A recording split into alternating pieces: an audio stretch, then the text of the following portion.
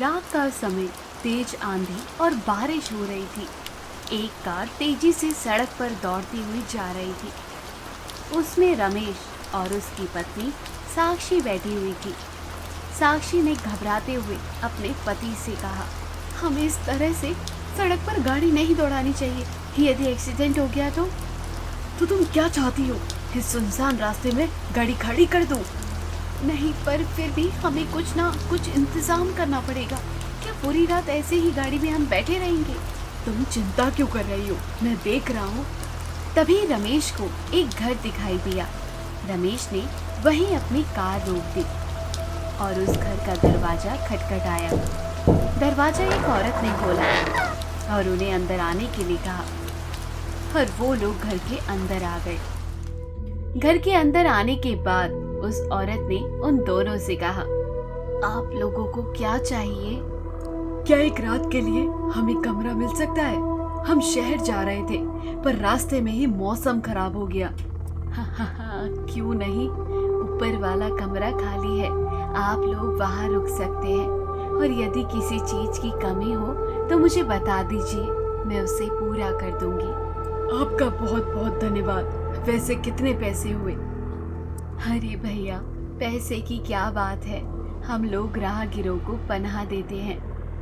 हम लोग? मतलब क्या कोई और भी घर में रहता है? हाँ, मेरी एक बहन रहती है, पर वे ज्यादा किसी से बातचीत नहीं करती। ठीक है, तो हम लोग अपने कमरे में जा रहे हैं। इसके बाद रमेश और साक्षी कमरे में आ गए। कमरे में काफी धूल मिट्टी थी। ऐसा लग रहा था जैसे सालों से वह कमरा खुला ना हो। पर उन्होंने इस बात पर ज्यादा गौर नहीं किया और साक्षी ने अपने पति से कहा, ये तो बहुत अच्छा हुआ कि हमें आज रात के लिए कमरा मिल गया, वरना मैंने सोचा आज रात हम लोग किसी मुसीबत में फंस गए। तुम हमेशा ऐसी बातें सोचती रहना और देखना, एक दिन तुम्हारी बातें सच हो जाएंगी। और इसके बाद वे लोग आराम से बेड पर लेट जाते हैं, क्योंकि उस कमरे में एक बेड और 2 चेयर थी। वो लोग आराम से सो जाते हैं। उन्हें सोते हुए कुछ देर ही हुई थी, तभी चेयर हिलने की आवाज आती है। आवाज को सुनकर साक्षी उठ जाती है और जब वह इधर उधर देखती है तो उसे कुछ दिखाई नहीं पड़ता है। इस पर वह उसने अपने आप से कहती है, लगता है मेरा भ्रम होगा, मुझे सो जाना चाहिए। और ये कहकर साक्षी फिर से सो जाती है। तभी फिर से वैसे ही आवाज आती है, जिससे वह घबरा जाती है और रमेश से कहती है, सुनिए, मुझे ऐसा लग रहा है जैसे कमरे में कोई हो। तुम कैसी बात कर रही हो? शांति से सो जाओ और मुझे भी सोने दो। नहीं, मैं ठीक कह रही हूँ, अभी चेयर हिलने की आवाज आई थी। लगता है तुम्हारा दिमाग खराब हो गया, इसलिए ऐसी बातें कर रही हो। तभी अचानक दोनों चेयर अपने आप हिलने लगती है, जिसे देखकर रमेश भी काफी घबरा जाता है और साक्षी उससे कहती है, मैंने आपसे कहा था ना, आप खुद ही देख लीजिए। हाँ, पर ये कैसे हो सकता है? तभी उन्हें ऐसा लगा जैसे चेयर पर कोई बैठा हो। इस पर रमेश ने कहा, हमें जल्दी ही इस कमरे से निकलना होगा, चलो।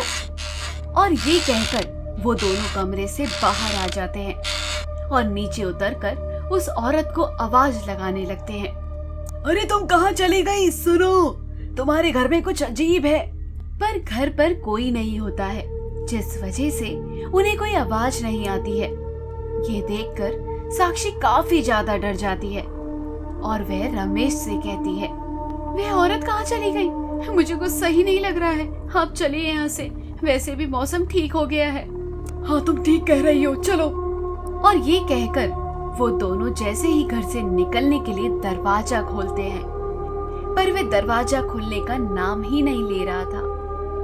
यह देखकर वे दोनों काफी ज्यादा डर जाते हैं और साक्षी रमेश से कहती है, अब हम घर कैसे निकलेंगे? मुझे तो बहुत डर लग रहा है। अभी वो बातें ही कर रहे होते हैं कि तभी अचानक उनके सामने एक चुड़ैल आ जाती है। चुड़ैल को देखकर वे दोनों काफी डर जाते हैं और उस घर से निकलने के लिए इधर उधर भागने लगते हैं। इस पर चुड़ैल ने कहा, कोई फायदा नहीं, तुम लोग अब इस घर से नहीं निकल पाओगे क्योंकि ये घर श्रापित है। एक बार जो कोई भी इस घर में आ गया वह इससे नहीं निकल पाता है। पर वो औरत कहाँ गई जिसने हमें ये घर दिया? वह औरत कोई नहीं थी बल्कि मैं ही थी। यह सुनकर उनके पैरों तले जमीन खिसक जाती है क्योंकि अब उनके सामने मौत खड़ी थी और उन्हें पता था कि अब वह बच नहीं सकते हैं। और तभी वह चुड़ैल उन लोगों पर हमला कर देती है जिससे वे दोनों घायल हो जाते हैं और अपनी जान बचाने के लिए चिल्लाने लगते हैं, पर वहां पर कोई नहीं होता है। इस पर साक्षी ने कहा, अब हम लोग क्या करेंगे? ये हम लोगों को मार डालेंगे। हाँ, तुमने बिल्कुल ठीक कहा। बहुत दिनों बाद इस घर में कोई आया है और अब मैं तुम लोगों का खून पीऊंगी।